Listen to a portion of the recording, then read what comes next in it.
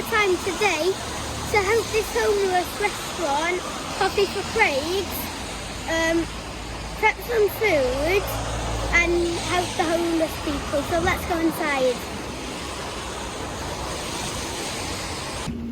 Where is it? Here she is.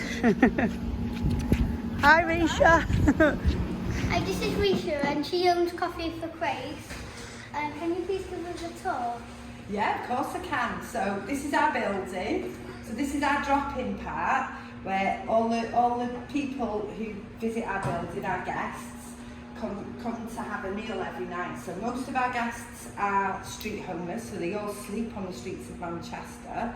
And then the rest of them are either facing homelessness or they're actually homeless in temporary accommodation, so it means the place isn't theirs. They don't own it and it's only for a short period of time. And some people have to sleep in hotels or bed and breakfast, but not big fancy ones. They're not always very nice. But they don't have a kitchen or any way of a kettle or any way of cooking their own food, so they come to us. And then we work with them with the other charities and try and help them on their journey out of homelessness. So they come in here, they sign in, they come and wash their hands, and then they get hot, home-cooked food from our kitchen. And then they sit down and put a film on the telly, because we've got a nice big telly. And then that's why we've got so many cups and stuff, because they can help themselves to brews, as many as they want. Do you usually get a queue? Yeah, we do. Is that why you have 78 mugs? Yeah, and they all go, we have to wash them and put them out quick, and wash them and put them out quick.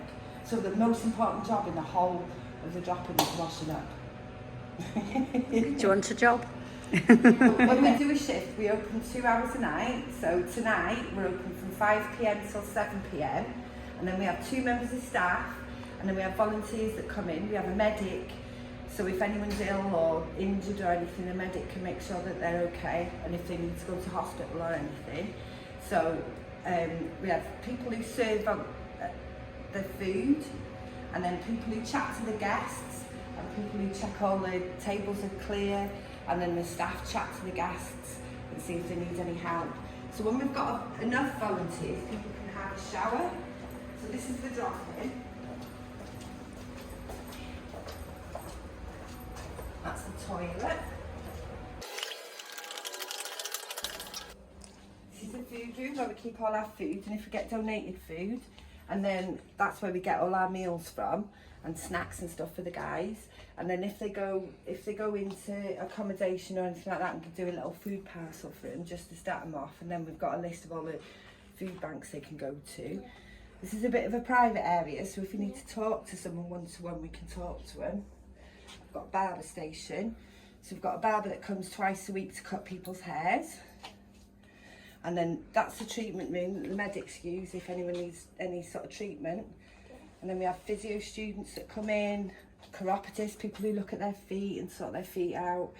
And then the doctor's surgery that work with people who are street homeless in Manchester come, and they can do flu vaccinations, COVID vaccinations, stuff like that. They come at the beginning of the winter. And then if somebody wants a shower, they come up here with a volunteer or a member of staff, and if they need shoes, they can pick some shoes. And it's a bit of a mess. We've got clothes, so if they need a change of clothing, they can pick their own clothes, and then they can have a shower. So we built these showers when we got the building, so they can have a shower if we've got enough volunteers, and then we can give them a change of clothing, new underwear, new socks, stuff like that. And then upstairs we've got a big attic where we keep all our other donations, so we can bring them down. And that's our building. Where do you get all the food from? So we rely mostly on donations. So if someone wants to give us donations of food, ingredients, fresh ingredients for us to cook, we really welcome that. So we put shout outs about stuff we need. So tea, well not tea because we get loads of tea, coffee, hot chocolate, sugar and milk we always need. And businesses sometimes donate to us. And then we work with a charity called Fair Share. So we pay them each month and they give us a big massive load of food on a Wednesday that we can cook with, and then the rest we buy. We have to buy it. Why did you start this in the first place? So the reason why we started 10 years ago. So in September 10 years ago, 2013, my little brother Craig, he was sleeping on the streets of Cardiff, and unfortunately he died in a car park. So when he died, I put out on a Facebook post, if you see anyone sleeping on the streets, give them a cup of coffee and say it's from Craig, and that's how we started. So at the time, there wasn't any services at night or weekends, so we decided that that's what we were going to do. We were going to provide food for people in the evening and the weekends, and if they needed support and help and had a crisis, they could come to us. That's really kind for you to start this and everyone know this. Thank you.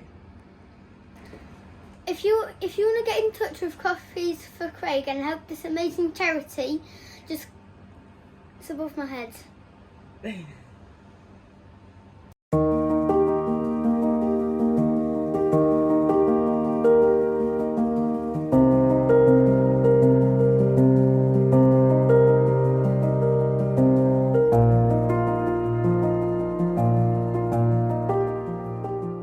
So we're opening the shutters ready for all those people who we have made food and got ready for.